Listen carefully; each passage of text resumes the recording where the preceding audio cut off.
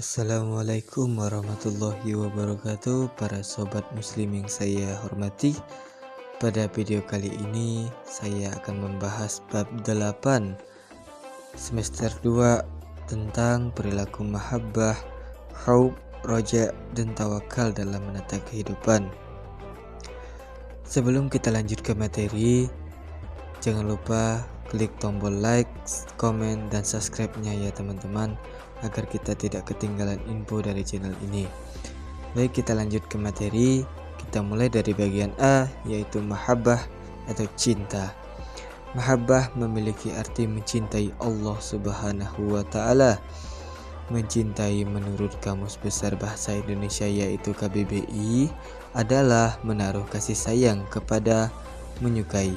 Dalam pandangan sufi, mencintai Allah Subhanahu wa Ta'ala atau mahabbah berarti patuh kepada Allah Subhanahu wa Ta'ala sekaligus membenci sikap yang melawan kepadanya. Firman Allah Subhanahu wa Ta'ala dalam Quran surah Al-Baqarah surah kedua ayat 165 yang berbunyi, Bismillahirrahmanirrahim.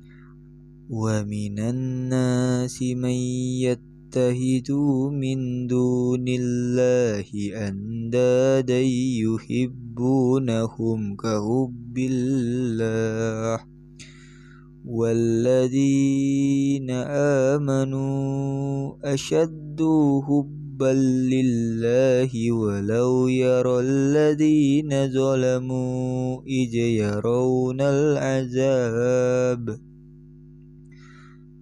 annal quwwata lillahi jami'an wa annallaha syadidul azab, yang artinya di antara manusia ada yang menjadikan sesuatu selain Allah sebagai tandingan-tandingan baginya yang mereka cintai seperti mencintai Allah. Adapun orang-orang yang beriman sangat kuat cinta mereka kepada Allah. Sekiranya orang-orang yang berbuat zalim itu melihat ketika mereka melihat azab pada hari kiamat bahwa kekuatan itu semuanya milik Allah dan bahwa Allah sangat keras azabnya, niscaya mereka menyesal. Quran surah Al-Baqarah surah kedua ayat 165. Oke, kita lanjut ke macam-macam cinta. Yang pertama yaitu A, mahabbah al-ibadah, cinta sebagai ibadah. Maksudnya cinta sebagai bentuk penghambaan diri, pengagungan kepada Allah Subhanahu wa Ta'ala, mencintai sepenuh hati karena mengagungkan apa yang dicintai dan menjalankan perintahnya serta menjauhi larangannya. Cinta jenis ini merupakan dasar keimanan dan tauhid yang memiliki keutamaan tidak terbatas dan tidak terhingga. Selanjutnya yang B, yaitu mahabbatullah, mencintai Allah Subhanahu wa Ta'ala. Mencintai Allah Subhanahu wa Ta'ala berarti selalu menempatkan Allah Subhanahu wa Ta'ala di segala perbuatan atau tindakan. Adapun wujud dari mencintai Allah Subhanahu wa Ta'ala yaitu dengan bertakwa kepadanya, menjalankan perintahnya dan menjauhi larangannya. Selanjutnya juga yang C, yaitu al-mahabbah al-tabi'iyah, cinta alamiah atau natural. Adapun yang termasuk dalam cinta jenis ini antara lain sebagai berikut. 1. Kasih sayang seperti kasih sayang orang tua kepada anaknya, kasih sayang kepada orang-orang yang sedang sakit, dan kasih sayang kepada kaum lemah. 2. Cinta untuk penghormatan, bukan karena ibadah, bukan untuk menyembah, seperti kecintaan anak kepada orang tua, kecintaan murid kepada guru dan sejenisnya. 3. Mencintai sesuatu yang menyenangkan, memuaskan, seperti mencintai makanan, minuman, pakaian, teman, dan sejenisnya. Rasa cinta tersebut termasuk cinta yang alami atau natural yang hukumnya boleh. Jika cinta tersebut mendukung cintanya kepada Allah Subhanahu wa Ta'ala dan ketaatan kepadanya, cinta jenis ini termasuk dalam kategori ketaatan.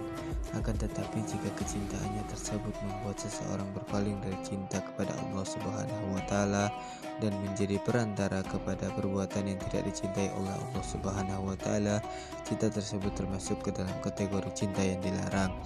Namun jika tidak berpengaruh kepada kedua hal tersebut menjadi taat atau maksiat, maka tetap berada di wilayah cinta yang diperbolehkan.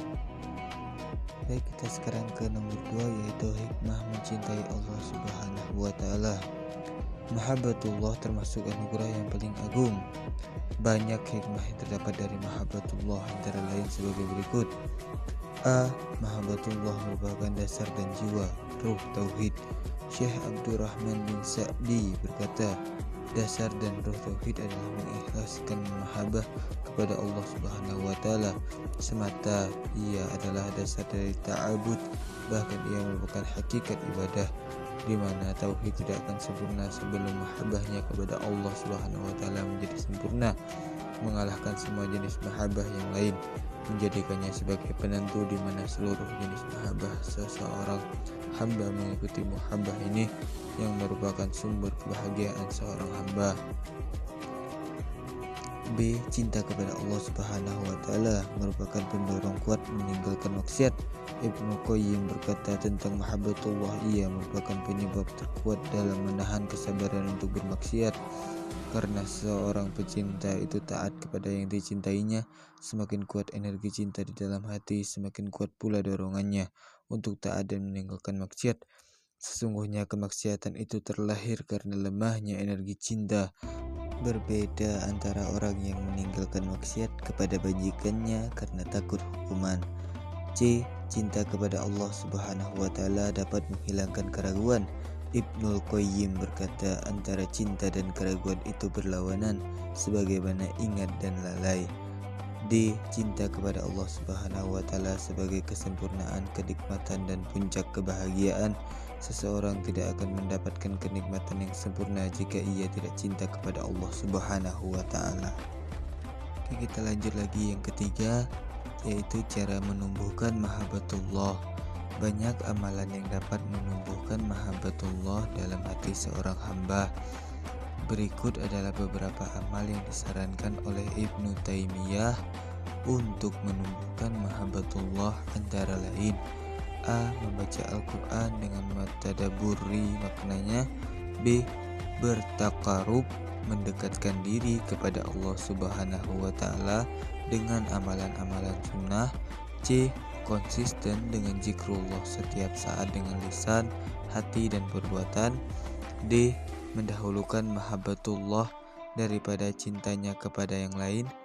E. Selalu mengingat asma Allah Subhanahu wa Ta'ala dan sifat-sifatnya serta mengenalinya, dan seterusnya. Oke, tadi itu adalah beberapa amal yang disarankan oleh Ibnu Taimiyah untuk menumbuhkan mahabbatullah. Sekarang kita akan lanjut ke nomor 4, yaitu perilaku yang mencerminkan cinta kepada Allah Subhanahu wa Ta'ala. Mahabbatullah. Seseorang yang mencintai Allah Subhanahu wa Ta'ala tentu memiliki karakteristik dalam berperilaku sebagai cerminan cinta kepada Allah Subhanahu wa Ta'ala yang bersemayam dalam hatinya. Adapun perilakunya antara lain sebagai berikut. A. Mengikuti semua aturan yang sudah ditetapkan olehnya. B. Senantiasa mengharap ridhonya juga nikmatnya. C. Selalu mengingatnya dimanapun dan kapanpun. D. Mengucapkan zikir baik lisan maupun yang lainnya. E. Sibuk dengan melakukan ketaatan kepada Allah Subhanahu wa Ta'ala, dan seterusnya. Baiklah, itu tadi adalah beberapa penjelasan dari bagian A, yaitu bagian mahabbah, cinta tadi yang dapat saya sampaikan pada video kali ini. Dan untuk part 2-nya ditunggu ya. Sekian, terima kasih. Wassalamualaikum warahmatullahi wabarakatuh. Assalamualaikum warahmatullahi wabarakatuh. B. Khauf atau takut. Takut yang dimaksud adalah takut kepada Allah Subhanahu wa Ta'ala. Dalam Islam, takut kepada Allah Subhanahu wa Ta'ala disebut khauf. Takut menurut Kamus Besar Bahasa Indonesia atau KBBI adalah merasa gentar, ngeri menghadapi sesuatu yang dianggap akan mendatangkan bencana. Macam-macam khauf. A. Takut yang tersembunyi. B.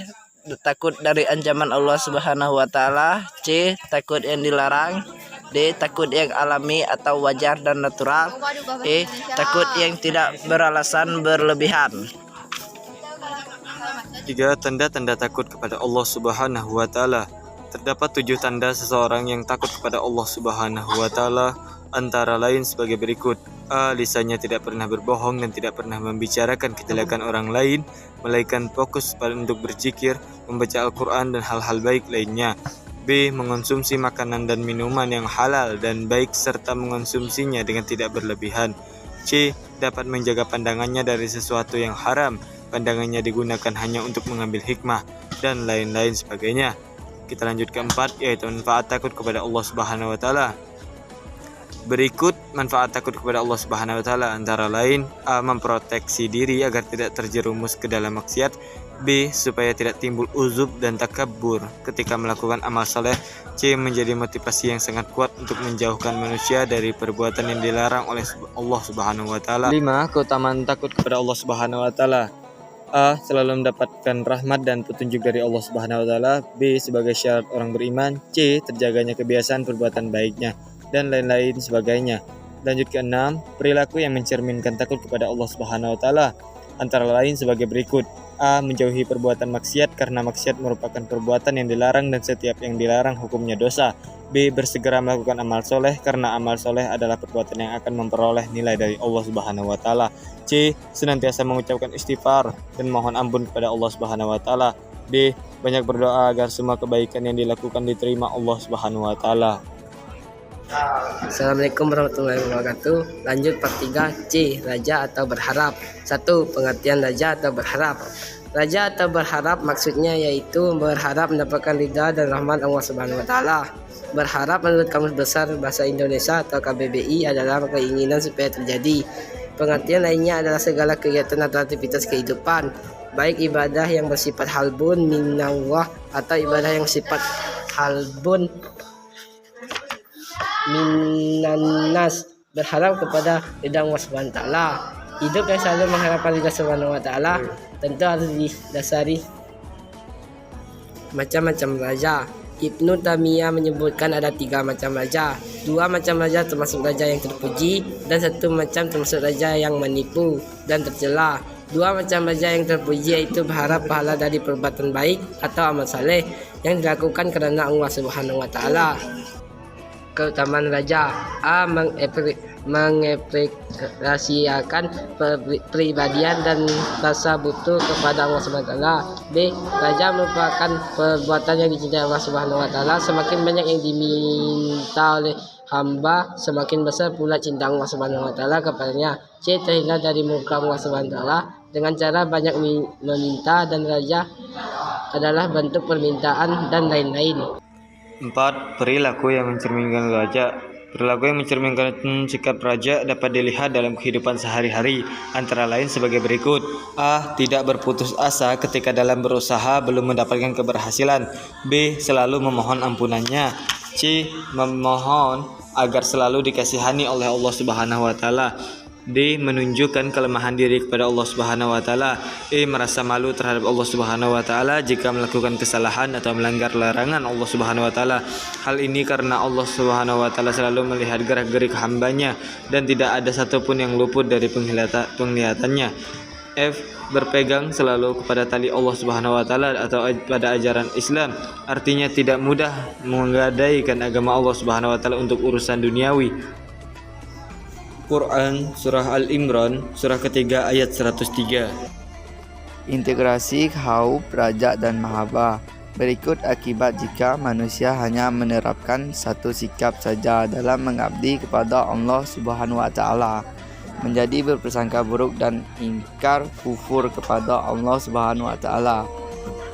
B. Akan keluar dari milah agama yang benar. C. Merasa aman dari siksa Allah Subhanahu wa taala. Itu tadi adalah akibat jika manusia hanya menerapkan satu sikap saja dalam mengabdi kepada Allah Subhanahu wa taala. Dan kita akan lanjut ke bagian D, yaitu tawakal. D. Tawakal. Pengertian tawakal. Tawakal menurut Kamus Besar Bahasa Indonesia KBBI adalah berserah diri kepada kehendak Allah Subhanahu wa taala. 2. Amalan tawakal. Amalan tawakal mencakup 3 macam antara lain sebagai berikut. A. Jaibun nafi. B. Qaudun ajah. C. Daiful madarat. Jalbun nafi yaitu melakukan pekerjaan yang dapat menjadi sebab dari kedatangan manfaat. Ini terdiri dari 3 tingkat. 1. Meyakinkan seperti menyuap nasi yang sudah tersedia untuk menghilangkan rasa lapar dari perutnya. 2. Diduga keras seperti menanak nasi dari beras yang sudah tersedia untuk menghilangkan rasa lapar dari perutnya. 3. Diperkirakan seperti mencari uang dengan tujuan membeli beras untuk menghilangkan rasa lapar dari perutnya. B. Hatul adza yaitu melenyapkan atau menghilangkan hal-hal yang dapat merusak kemanfaatan yang ada. Ini terdiri dari 3 tingkat. 1. Meyakinkan seperti meminum obat yang diberikan dokter untuk menghilangkan rasa sakit dari badannya. 2. Diduga keras seperti pergi ke apotek guna membeli obat dari dokter untuk menghilangkan rasa sakit dari badannya. 3. Diperkirakan seperti mencari uang dengan tujuan membeli obat resep dari dokter untuk menghilangkan rasa sakit dari badannya. C. Daf'ul mudarat yaitu menolak kedatangan hal-hal yang dapat merusak kemanfaatan yang ada. Ini mencakup 3 tingkat. 1. Meyakinkan seperti mengusir atau menghalau kucing yang akan makan ikan di meja makan. 2. Diduga keras seperti memasukkan ikan ke dalam almari makan dan menguncinya agar tidak dimakan oleh kucing. 3. Diperkirakan seperti pergi guna membeli lemari untuk menyimpan ikan agar tidak dimakan oleh kucing. Tingkatan tawakal. A. Kepasrahan seorang hamba kepada Allah Subhanahu wa taala seperti pasrahnya seseorang kepada pemimpin umat yang dapat dipercaya.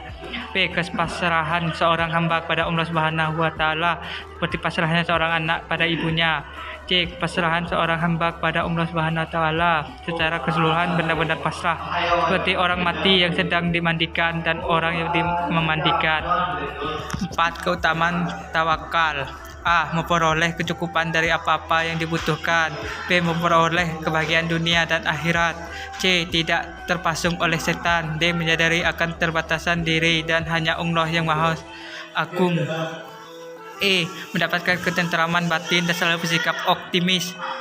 5. Perilaku yang mencerminkan tawakal. Adapun contoh perilaku yang mencerminkan sikap tawakal antara lain sebagai berikut. A. Setelah berikhtiar menyerahkan hasilnya kepada Allah Subhanahu wa taala. B. Berdoa agar mendapatkan yang terbaik. C. Memiliki jiwa yang tenang dan kedamaian hati sebab semua yang terjadi atas takdir Allah Subhanahu wa taala. D. Bersikap gigih dan ulet dalam berusaha. E. Senantiasa bersikap husnudzon kepada Allah Subhanahu wa taala. F. Tidak bersikap sombong ketika mendapatkan apa yang diinginkan atau membanggakan diri. G. Tidak merasa kesal hati dan juga sedih ketika sesuatu yang diinginkan tidak tercapai apalagi terputus asa. Sekian, terima kasih dari kelompok kami. Alhamdulillah, demikianlah penjelasan yang dapat kami sampaikan dalam video kali ini tentang perilaku mahabbah, haub, roja, dan tawakal dalam menata kehidupan pada bab 8. Dan semoga dapat membantu teman-teman dalam menambah pengetahuan ilmu lebih dalam lagi tentang Islam. Dan juga di sini kami juga mencantumkan data kelompok kami.